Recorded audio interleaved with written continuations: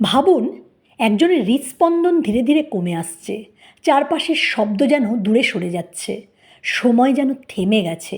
আর ঠিক সেই মুহূর্তে যখন সবাই ভাবছে সব শেষ, অনেক মানুষ দাবি করেন তখনই তারা জীবনের সবচেয়ে অদ্ভুত অভিজ্ঞতার মুখোমুখি হয়েছেন।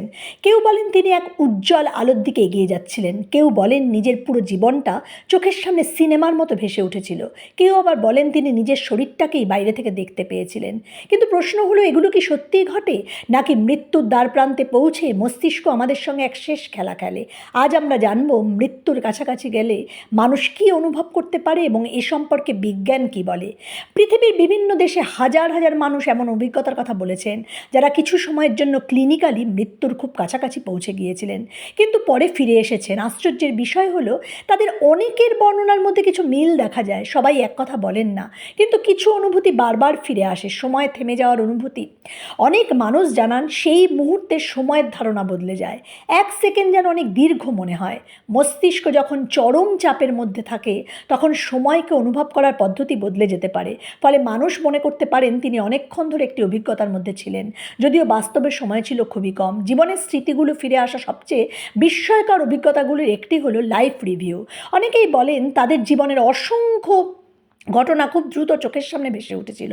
শৈশব, পরিবার, বন্ধু, সুখ দুঃখ সব যেন একসঙ্গে ফিরে আসে। বিজ্ঞানীরা মনে করেন চরম সংকটের মুহূর্তে মস্তিষ্ক স্মৃতির সঙ্গে জড়িত অংশগুলিকে অস্বাভাবিকভাবে সক্রিয় করে তুলতে পারে। আরও একটি বিষয় অনেকের বর্ণনায় পাওয়া যায়, তারা বলেন ভয় পাওয়ার বদলে তারা এক গভীর শান্তি অনুভব করেছিলেন। কোনো দুশ্চিন্তা নেই, কোনো কষ্ট নেই, শুধু এক অদ্ভুত প্রশান্তি। বিজ্ঞানীদের ধারণা মস্তিষ্কের কিছু রাসায়নিক পরিবর্তন এই অনুভূতির সঙ্গে যুক্ত থাকতে পারে। সম্ভবত সবচেয়ে বেশি আলোচিত বিষয় হলো উজ্জ্বল আলো দেখা। অনেক মানুষ জানান তারা একটি উজ্জ্বল আলোর দিকে এগিয়ে যাচ্ছিলেন। এর একটি বৈজ্ঞানিক ব্যাখ্যা হতে পারে, মস্তিষ্কে অক্সিজেনের ঘাটতি হলে দৃষ্টিশক্তির সঙ্গে সম্পর্কিত অংশ ভিন্নভাবে কাজ করতে শুরু করে। তবে এই অভিজ্ঞতার সম্পূর্ণ ব্যাখ্যা এখনও বিজ্ঞান দিতে পারেনি।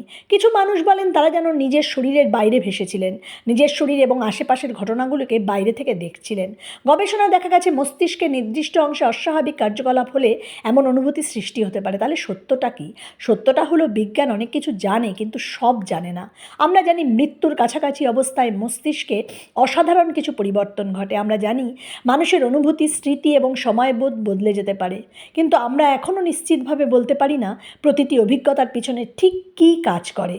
হয়তো মৃত্যুর সবচেয়ে বড় রহস্য হলো এটি আমাদের জীবনের মূল্য বুঝতে শেখায়। কারণ যারা মৃত্যুর খুব কাছ থেকে ফিরে এসেছেন তাদের অনেকেই একটি কথা বলেন, তারা জীবনের ছোট ছোট মুহূর্তকে আগের চেয়ে অনেক বেশি মূল্য দিতে শিখেছেন। হয়তো এই কারণেই মৃত্যুর রহস্য জানাচ্ছে জীবনের প্রতিটি মুহূর্তকে অনুভব করাই বেশি গুরুত্বপূর্ণ। কারণ আমরা জানি না শেষ মুহূর্তে কী ঘটবে, কিন্তু আমরা জানি এই মুহূর্তে আমরা বেঁচে আছি, আর এটাই সবচেয়ে বড় বিস্ময়। মৃত্যুর রহস্য হয়তো আজও অমীমাংসিত, কিন্তু সেই রহস্যই আমাদের মনে করিয়ে দেয় জীবন কতটা মূল্যবান।